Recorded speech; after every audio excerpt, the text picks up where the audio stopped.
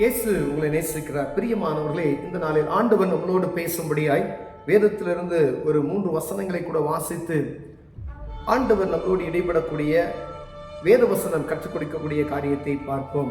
அது அப்போஸ்தலனாகிய பவுல் ரோமபுரியருக்கு எழுதின நிருபம் 7வது அதிகாரம் 15, 16, 19, 20 வசனம் இப்படியாக சொல்லுகிறது. எப்படியெனில், நான் செய்கிறது எனக்கே சம்மதி இல்லை, நான் விரும்புகிறதை செய்யாமல் நான் வெறுக்கிறதையே செய்கிறேன். இப்படி நான் விரும்பாததை செய்கிறவனாய் இருக்க நியாயப்பிரமாணம் நல்லதென்று ஒத்துக்கொள்ளுகிறேனே. ஆதலால் நான் அல்ல, எனக்குள் வாசமாயிருக்கிற பாவமே அப்படி செய்கிறது. ஆதலால் நான் விரும்புகிற நன்மையை செய்யாமல் விரும்பாத தீமையே செய்கிறேன். அந்தபடி நான் விரும்பாததை நான் செய்தால் நான் அல்ல, எனக்குள்ளே வாசமாயிருக்கிற பாவமே அப்படி செய்கிறது.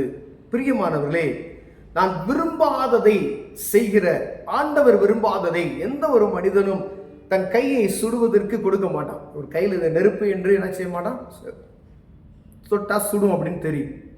அதே போலதான் இந்த பாவம் பாருங்க, நம்மை அறியாத ஒரு பாவத்தில் சிக்கி கொண்டு அவனுக்கு விருப்பம் இல்லாத ஒரு காரியத்தை அதில் அடிமையாக்கப்பட்டு அதுல என்ன செய்யலாம், அதை எனக்கு விருப்பமே இல்லாத ஒரு மதுபானம் பண்ணுகிறவங்க அவங்களுக்கு அது விருப்பப்பட்டு அது அடிமையானதுக்கு பின்பதாய் அதை விடணும்னு நினைச்சாலும் விட முடியாத ஒரு சூழ்நிலைக்கு நேராக தள்ளப்படுகிறார்கள். பாருங்க, எப்படி நான் செய்கிறது எனக்கே சம்மதி இல்லை, நான் எனக்கு அதே பிரியமா இல்லை, நான் விரும்புகிறதை செய்யாம நான் வெறுக்கிறதையே செய்கிறேன். இது அசுத்தம், இதை வெறுக்கிறேன், இதையே செய்கிறேன். சின்ன சின்ன காரியங்களுக்கு, புகைப்பழக்கத்துக்கு, குடிப்பழக்கத்துக்கு, டிவி பார்க்குற ஒரு காரியத்துக்கு, இதெல்லாம் இதை நம்மளை அடிமைப்படுத்தி வைத்திருக்கிற அநேக காரியங்கள் உண்டு. வெத்தலை போடுற காரியம், அதே மாதிரி ஒவ்வொரு அநேக இது ஒரு சின்ன சின்ன சின்ன பாவம். ஒருவேளை பொய் சொல்கிறோம் பார்த்தீங்களா, அது ஒரு பாவம். சில நேரத்தில் பார்த்தீங்கன்னா பொய் என்ற வார்த்தை நமக்கு எளிமையாய் தோன்றுகிறது. ஆண்டவர் கொடுத்த 10 கற்பனைகளில் ஒரு கற்பனையாக அதை நாம் பார்க்கிறதே கிடையாது.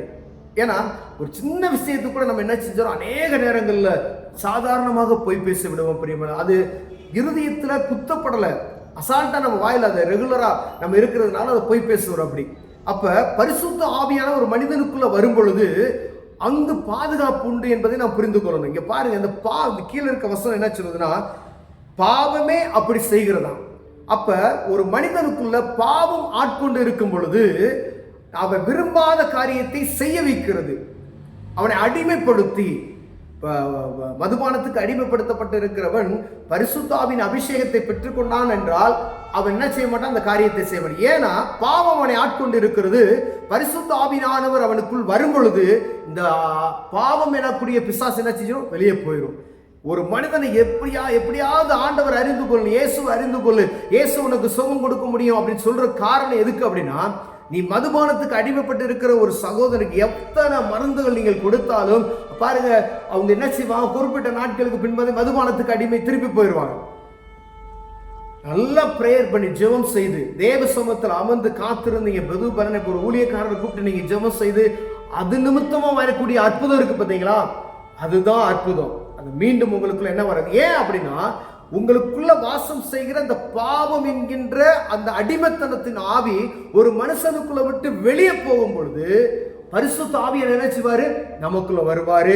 அந்த நீங்க செய்யக்கூடாது நினைக்கிற அந்த பாவத்தை என்ன செய்வாரு, உணர்த்தி அதை செய்ய விடாதபடிக்கு அவர் தடுத்து நிறுத்த வல்லமையுள்ளவராய் இருக்கிறார். பிரியமானவரே, ஒவ்வொரு காரியமும் தீங்கு, ஒரு மனுஷனுக்கு நீங்க தீங்கு செய்யறீங்க அப்படின்னா ஒரு எரிச்சல், ஒரு பொறாமை, ஒரு அருவருப்பான காரியம், ஏதோ ஆண்டவருக்கு விருப்பமில்லாத காரியமானாலும் சரி, நாம் செய்கிறதல்ல, நமக்குள்ள வாசம் செய்கிற அந்த பாவம் என்ற பொல்லாத ஆவியே மனிதனை பாவத்துக்குள்ளாக தள்ளப்படுகிறது. என்னென்னலாம் அவனால செய்ய முடியுமோ அதை செய்வதற்கு நம்மளை தூண்டி விடுவான். அப்ப நான் எதையும் விரும்பி ஒரு மனிதன் செய்யறதில்ல, நான் செய்ய விருப்பமில்லாத காரியத்தை நான் செய்கிறேன் என்று எழுதப்பட்டு இருக்கிறது. ஏன் அப்படின்னா எனக்குள்ள வாசமா இருக்கிற என்னது பாவமே அதை செய்கிறது என்று வேதம் சொல்லுகிறது. பிரியமானவர்களே, அப்படின்னா இந்த பாவம் எனக்குள்ள இருந்து ஆளுகை செய்யாதபடிக்கு ஒரே ஒரு வழி உண்டு, அவர் இயேசு கிறிஸ்து மாத்திரம்தான். உலகத்துல இந்த பாவத்தை மேற்கொள்வதற்கு ஒரே ஒரு அற்புதர், ஒரே ஒரு பரிவாரி இயேசு. பிரியமானவர்களே, அவர் நமக்குள் வருவாயானால் இந்த பாவம் சாபம் எல்லாம் விலகி போய்விடும் என்பதை நம்ம கொஞ்சம் கடுகு அளவு கூட சந்தேகம் இல்லை. இயேசுவே என்று நீங்க கூப்பிட்டு பாருங்க, அவர் இறங்கி வருவார். பிரியமானவர்களே, உங்களுக்குள்ள இருக்கிற அந்த பாவ பிசாசு என்ன செய்வார்? வெளியே விரட்டி விடுவார். ஒருவேளை நீங்க தனிமையா இருக்கும் பொழுது, ஒருவேளை நீங்க கூட்டத்துக்கு வர முடியல, ஒருவேளை ஆலயத்துக்கு போக முடியல, ஆனா நான் இந்த இதில் அடிமைப்படுத்தப்பட்டு இருக்கிறேன், என்னால் இந்த பாவ கட்டில இருந்து என்னால் விட முடியல, நான் எனக்கு விருப்பம் இல்லை, ஆனா இதை நான் செய்து கொண்டே இருக்கிறேன், இதை விடணும்னு நினைக்கிறேன், ஆனா என்னால் முடியல அப்படின்னு சொல்லி இருப்பீர்கள். ஆனால் நீங்க உங்க தனி அறையில போய் தேவ சமூகத்தில் அமர்ந்து இயேசுவே என்று கூப்பிடுங்க, அவர் இறங்கி வருவார். பிரியமானவர்களே, என் பாவத்தை மன்னிங்க அப்படின்னு சொல்லுங்க. பரிசுத்த ஆவியானவர்களை ஆட்கொள்ளுவார். உங்களுக்குள்ள வாசம் செய்த அந்த பொல்லாத அசுத்த ஆவிகள் வெளியே போகும். பரிசுத்த ஆவியானவர் உங்களுக்குள் வாசம் செய்வார். நீங்க தொடர்ந்து தேவ சமூகத்தில் அமர்ந்து ஜெபிக்கும் பொழுது எல்லா அருவருப்புகளும் நம்மை விட்டு வெளியே போய்விடும். பிரியமானவர்களே, மீண்டும் அதை செய்வதற்கு கிழக்குக்கும் மேற்குக்கும் உள்ள தூரம் போல அதை தூக்கி எறிந்து விடுவார். அதுதான் அற்புதம்.